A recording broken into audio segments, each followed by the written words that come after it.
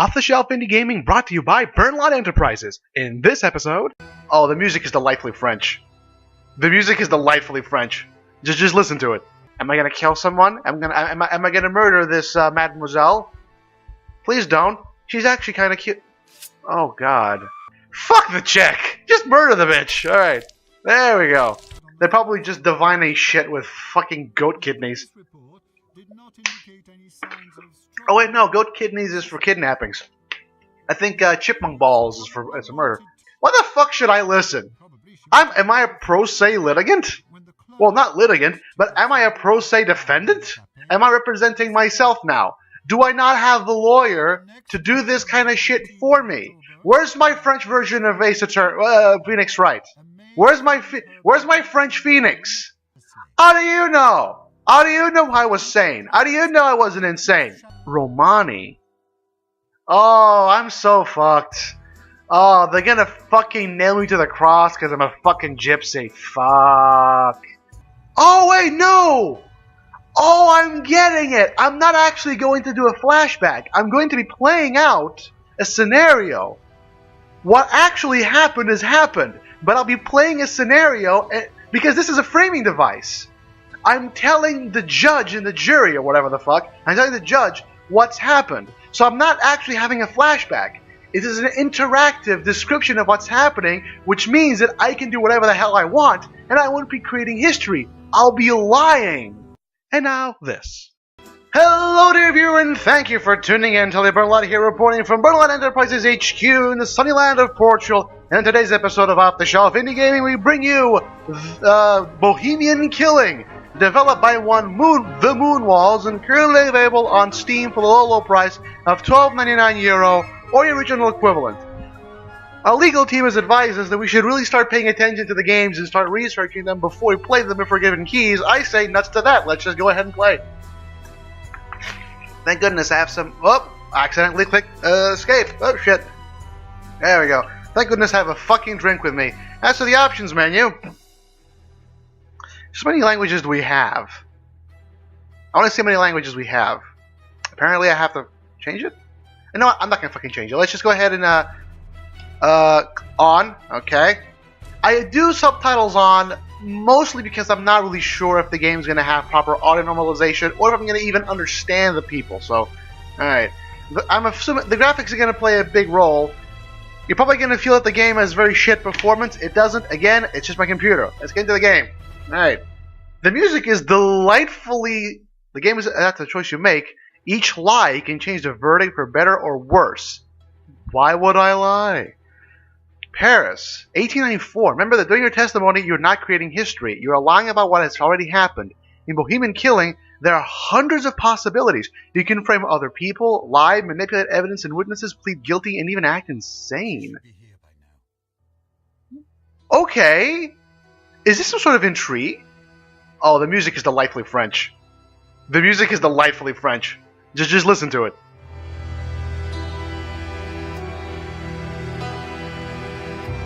Ah, that's beautiful. Press T to change time. So let's get started. What the hell does that say? L to... Something innocent damnati? Is that Latin? I'm not sure. I do have to say, it's a very nice touch. I'm assuming that... Well, hold on. That is not accurate with my actual clock. But I'm assuming that the further ahead you go in the game, the clock actually changes. Alright. Press L to draw your dagger. L or 1? 1? Ah, it's 1. Alright. Whoa! That's a fancy dagger. Press mouse button to attack or to interact. There are interactions that will skip time. Try it by using the book on the table. Read a book plus 15 minutes. It's a mechanical dagger as well. Holy crap. Suddenly, I'm reminded of Dishonored. In-game time runs like in real life, and it's important to arrange a reliable testimony. Oh my god, do I actually have to go ahead? Do I have to go ahead and arrange a real crime? Oh, okay, hold on. Options, controls. Sensitivity is way off. That was 2? That was sensitivity 2? Yeah, that was sensitivity 2, and I still this is the minimum sensitivity, and I still find it a bit weird. Of course, that's me. I don't like high mouse sensitivity. You might. I like moving my mouse all around the table. So you might enjoy high mouse sensitivity. I don't. I'm just saying. Even mouse 2 really felt like a lot. Alright, so I didn't really learn anything from reading a book, but it did give me plus 15 minutes. Okay. You can skip dialogue by holding E. During your testimony, it will skip a single dialogue line. During cutscenes in the courtroom, it will skip an entire scene and begin your next testimony. Oh my god, just... What happened? Just how complex is this game? Okay. Okay. Apparently they're taking pictures of... Oh, I see. It's a dramatic cutscene. Am I gonna kill someone? Am I gonna murder this mademoiselle? Please don't. She's actually kind of cute. Oh god.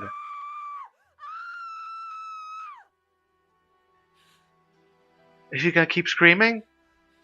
Do I have to kill her? I mean, you're giving me plenty of choice, apparently. Can I have the choice not to kill her? Is it recording my audio? I certainly hope so. Yes, it is. Okay, it's recording my audio. I certainly hope I don't want to kill her. That would make me awful. For God's sakes. This is apparently set in France. I mean, Bohemian Killing. Perhaps it's set in Bohemia. Perhaps I'm not French. Perhaps I'm actually Czech. This is in Bohemia. Oh, that makes it all different. Fuck the Czech. Just murder the bitch. Alright. There we go. That's a lot of blood. The Moonwalls presents a game by Marcel Macage, starring Stephanie Cornicard. Oh no, it is in France. Fuck! Damn it! Why is it in France? What?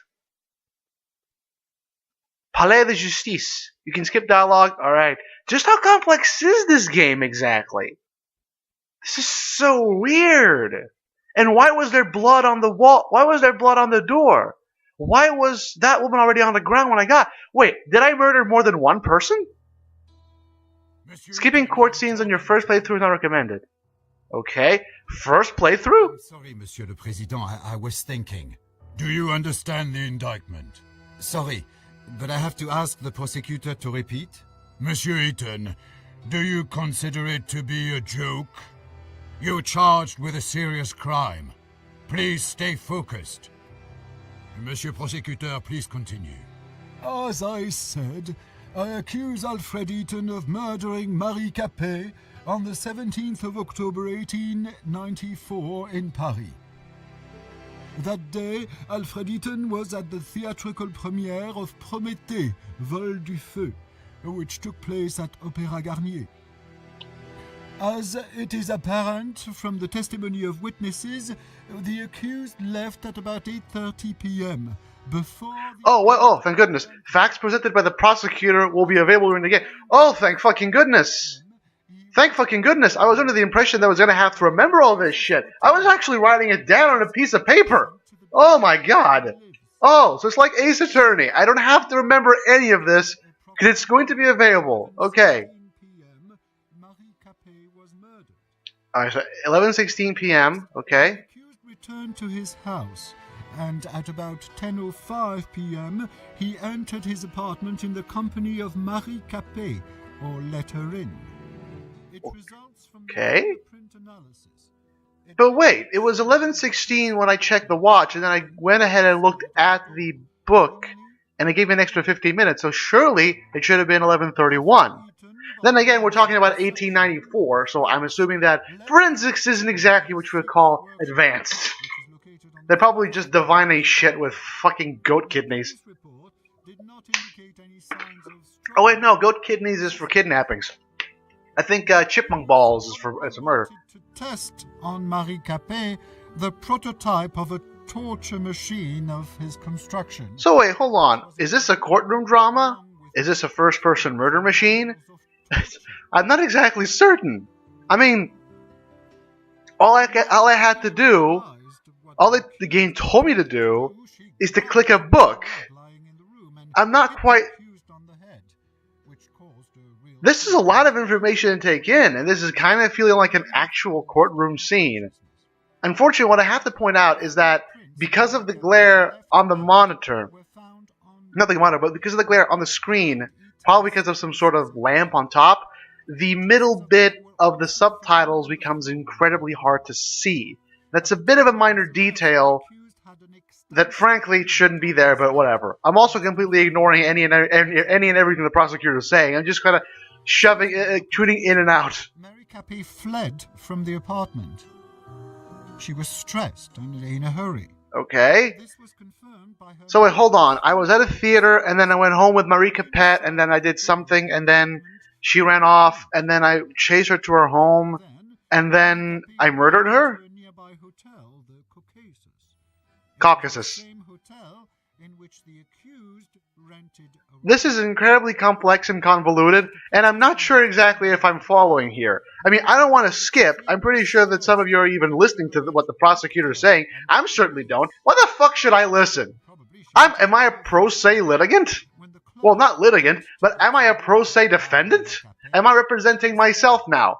Do I not have the lawyer to do this kind of shit for me? Where's my French version of Phoenix Wright? Where's my French Phoenix? Why do I have to worry about my own fucking defense? Surely the state should provide for a fucking lawyer. Unless, of course, in France in 1894 it was guilty until proven innocent, or the state didn't provide a defense attorney. Did I have to provide a defense attorney for me? Do I look like I'm swimming in fucking money? I'm only living in fucking Paris. It doesn't mean that I'm fucking rich. It doesn't mean that I can own a fucking lawyer. Own a lawyer. Yeah, I own a lawyer like a fucking leash. Fucking hell. This is a fucking... How much stuff is there? You can't just info dump shit like this. You can't just info dump the player barely 5 minutes in. Well, it's 10 minutes in. But you can't info dump the player like this. It's 10 minutes in, and I'm pretty certain that this started at like the 6-minute mark or something. And it's still going. It's still going. Am I supposed to memorize all this? Am I supposed to keep going and combing through every tiny bit? Am I supposed... Oh my god. The accused was stained with blood. Okay, so we're approaching the...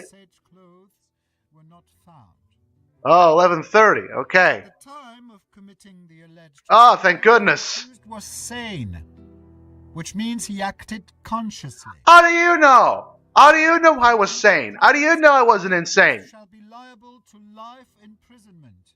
Or the death penalty. Yeah, okay. Who am I? I'm in what appears to be some sort of cage. Understood the indictment? Oui, Monsieur le Président. Does the accused plead guilty to the charges against him? Non, Monsieur le Président. Does the accused want to provide explanations? Oui, Monsieur le Président. Monsieur le Président, could I ask you for some... Oh, so I do have a lawyer. Oh, so that's what the guy was. Alright, so I'm apparently in some sort of defendant's cage. Okay. Is this how it works in the French system? You're put in a literal fucking cage? It is available by pressing tab. I will show the defense meta? to the court at the time of your uncovering during the testimony.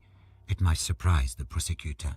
Oh, thank goodness. If necessary, you can recall the string of events according to the prosecution by pressing the Q key. Okay, so I can press tab and Q. Need my help during testimony? I will give you my advice and remind you of important facts and events. Okay. Yes, I do. I won't do want him. Ready. Why the absolute fuck would I not want my prosecutor, the lawyer to help me? What were you doing on October 17th, 1894, from 8 to 12 p.m.? I was at a hot dog stand. Oh, oh, okay. Prosecution. That is a lot of stuff. Oh boy. The murder weapon designed and manufactured by A. Ethan so unique. Yeah. Found in the secret workshop of the accused, unwashed traces of blood were found as on Ethan's fingerprints. Ethan's circuit probably part of some sort of invention. Traces of blood belonging to the accused and fingerprints of Marika Pet's left hand found on the rod. Victim was found in the room of Caucasus Hotel. Yada yada yada yada. That transferred nor hidden.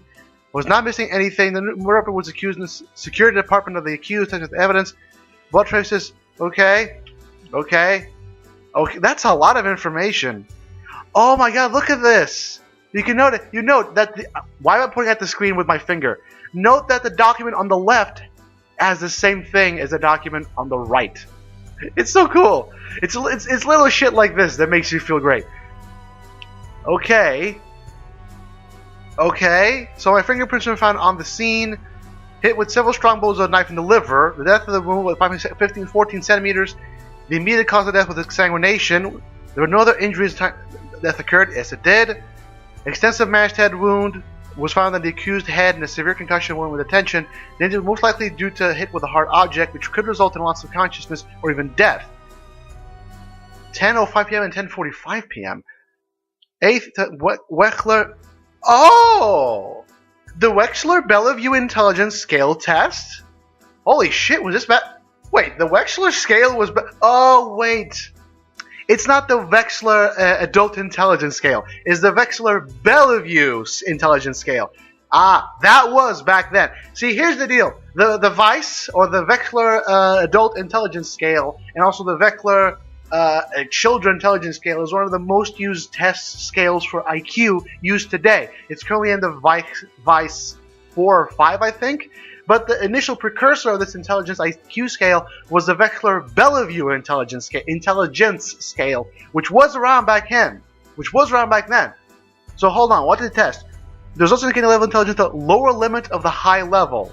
So medium high. Oh, so it was high on the lower limit. So something like 2 point something standard deviations. That's actually pretty high.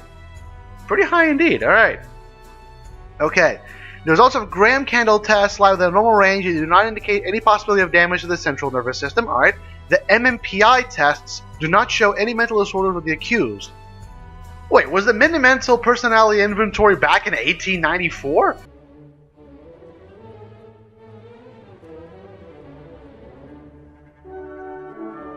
My psychiatric and psychological test history is way off the mark. I honestly thought the Mini-Mental Personality Inventory was a lot late than that. But apparently it was around in 1894. Alright. MMPI tests do not show any mental disorders of the accused. He has an impulsive personality characterized by a high degree of creativity, ambition, and high expectations from oneself and others around him, strongly attached to his parents. Designs of the interrogation device clearly confirm that it uses elements of pain inflicted during the interrogation. A book about the history of torture, found in the secret workshop of Alfred Eton. Alright, so I'm a torture freak. The top floor apartment, the Caucasus Hotel, was rented by Alfred Eton. There's a signature of the guest beside. Alfred Eton came to the Caucasus Hotel that day of the murder to rent the room. Alright, it was about 9:25 p.m. It already happened several times they rented this room at the hotel. Always the same one on the top floor. A woman similar to Marie Capet rented the Caucasus Hotel that evening of the day of the murder. She's extremely stressed between the word doctor and police. She probably wanted to call for help from the thirst, wanted to get some water to call moment. She was already gone. At about 11:30, a witness was leaving the building in which he lived and passed the accused Alfred Eton in the door, which was entering the building. Clothes of the accused were soaked in blood. Okay, so defense. Okay, defense is evidence can be locked during the testimony. Oh, so supporting. That's my identification card, the victim's identification card, class low, origin Romani. Oh, I'm so fucked. Oh, they're gonna fucking nail me to the cross because I'm a fucking gypsy. Fuck. Yeah, that's it's done. It's done. I'm done for. Lateralization, left-handed and right-handed. That's a lot of information that I wouldn't assume was in a fucking identification card. Capable, not very attentive student who was bullied at school because of his gypsy origin, obviously. Often he returned home battered. He helped his parents in the grocery store with dreamed of a better life and social advancement. Prototype of his vending machine was built at the back of the store. Soon a wealthy investor offered Alfred Corporation. This is how the Lefeu company originated. Oh, so I'm a fucking engineer then? Interesting. Marie was the best student in class, never caused any problems, she was quiet and peaceful. Parents would not know their daughter maintained contact with A. Ethan. However, they remember that they attended the same school as children. The plot thickens. Marie went to Paris because in her small town there was no prospect for success. She got hired in the house of a wealthy Parisian, Monsieur Brissot, and she lived there. She despised A. Ethan, considered him a thief and a swindler who made money on poor people. She was right-handed.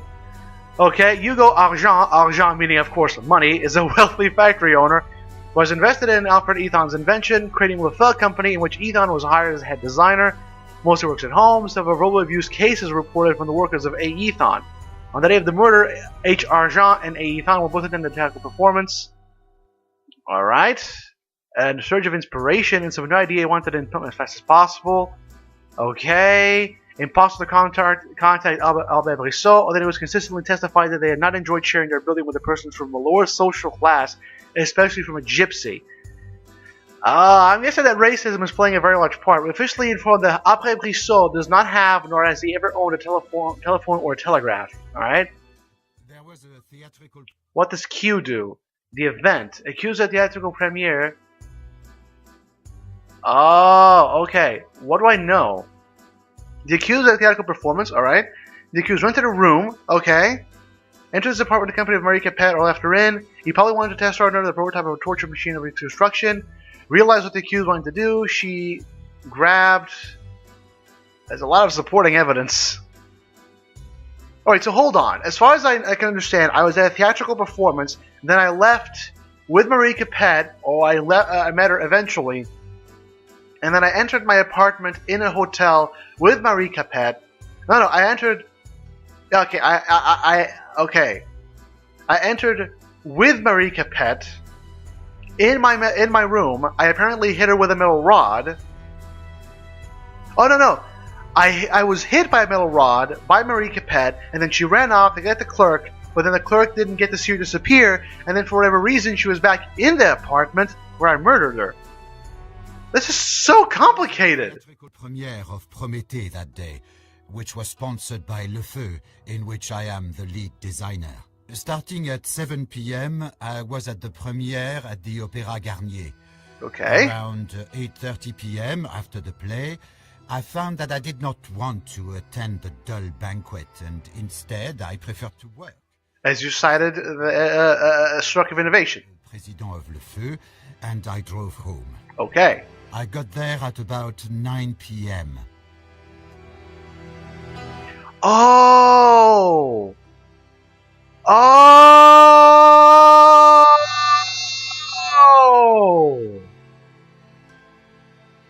So wait, I'm gonna do this by flashback. I'm assuming that because of this hint, that means that I'm gonna be railroaded. I'm going to be railroaded in what I have to do. But the way that I present evidence, means... Oh wait, no! Oh, I'm getting it! I'm not actually going to do a flashback. I'm going to be playing out a scenario. What actually happened has happened, but I'll be playing a scenario because this is a framing device. I'm telling the judge and the jury, or whatever the fuck, I'm telling the judge what's happened. So I'm not actually having a flashback. It is an interactive description of what's happening, which means that I can do whatever the hell I want, and I won't be creating history. I'll be lying. Oh, that is so cool.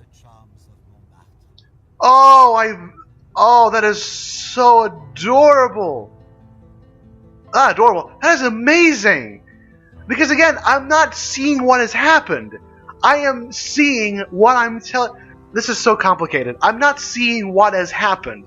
I am telling the judge a story, and what I'm seeing unfold in front of me is merely the story that I'm telling by doing, not what has happened. So I won't actually know what indeed happened. I'll only know what I want to tell the judge, ergo, what I'm doing. For a moment, I admired the sharp eye. Do not recall that part. Oh, so I I do not recall that part. So I am being railroaded slightly. Oh, okay. For a moment, I admired the charming streets of Montmartre. Okay. So I'm assuming that I'm going to be railroaded a bit. I admired the charm. Because I'm assuming that, there isn't really a fantastic world out there. I kind of have to interact with what I'm given. Therefore, okay. I shouldn't turn on the ignition because that'll make... Later, I wanted to start the car and go for Oh. a ride, but it ran out of fuel. From l'Opéra Garnier, I already returned on fumes. Oh. And I didn't really have to switch the ignition on. I wanted to start the car and Okay, for whatever reason that changed color, okay. From l'Opéra So I didn't really have to click the car. but doing so yields more information that I'm assuming will help me later. This is very interesting. Very interesting indeed. What does it say? Menu du jour. I read the restaurant's menu. So it's contextual. Depending on what exactly I go ahead doing, it gives me different information. That is amazingly cool. That's so cool. The charming streets of Montmartre. It depends entirely on what I look at and interact. I read cultural announcements. I looked at slogans inciting to the new revolution written on the walls by the rabble. It's so cool. And again, I'm not interacting I do not recall that part. because I'm not really interacting with anything. I'm just kind of looking at it, and it's giving me different information and different story.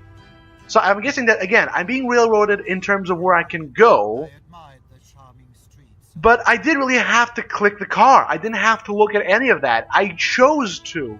And because of that, I'm telling the judge a story, which means that I can play the part of the innocent man. Whoa. What's going on? I entered the Café de Paris cafeteria. I wanted to drink some wine and eat a piece of cheese. A group of Parisian rabble tried to throw me out, screaming that there was no room for gypsy thieves. They beat me and threw me into the street. I was all covered in blood. Did you report this fact to police officers? Oh. No, Monsieur le Président. I decided that it was not worth losing my time. My camera's a bit And where is screwed that? up. A second of my work is more important than the lifetime of each and every one of those. You're not making yourself out to look like a decent, likable person, Yvonne. Shut up. I would have done them a favor. What do you mean, Monsieur Eaton? In jail, they would have had better living conditions than those. Wow, this guy is a holes that they call douchebag. houses. I understand. Please return to your testimony. Okay, so I can't go back in there. Okay, I can't go back in there. Oh! So that was, again, a completely optional choice. Oh, that is amazing! I didn't have to go there. I could go, like, to the other, like, the open gate. Oh! You know what? I think I'm going to make a series on this because this is a legitimately interesting experience. I admired the charming street. This is a legitimately interesting experience, and it's very much different from anything that I've played so far. In that you're essentially crafting a story from scratch, and there's hundreds of things you can do most likely in terms of interaction, with each individual thing contributing more and more to the story. Depending on where you look, how you look, what you interact with, when you interact with it. Oh, that's so cool! Can I check my clock? Oh, I can. So it's 9 something. Okay. I'm going to make a series on this because I want to unravel the mystery and I want to see just how far I can get with this. Just how much intrigue I can suck out of this. Oh, this is so cool! Oh, that's amazing! Oh, I want to see what this game is like. I'm doing a series. It's decided. So, thank you all. Oh, no, that's not my own show. So that's it. That's it for this broadcast. I'm going to make a series on this, but that's it for this broadcast. Thank you, dear viewer, for tuning in. As always, remember to check out the description down below for more information about the game, including download links. Leave a like or dislike, leave a comment, and if you're feeling so inclined towards it, subscribe to the channel for more indie game-based content. Until the next episode of this series, this is Tully Burnalot signing off. Cue the music.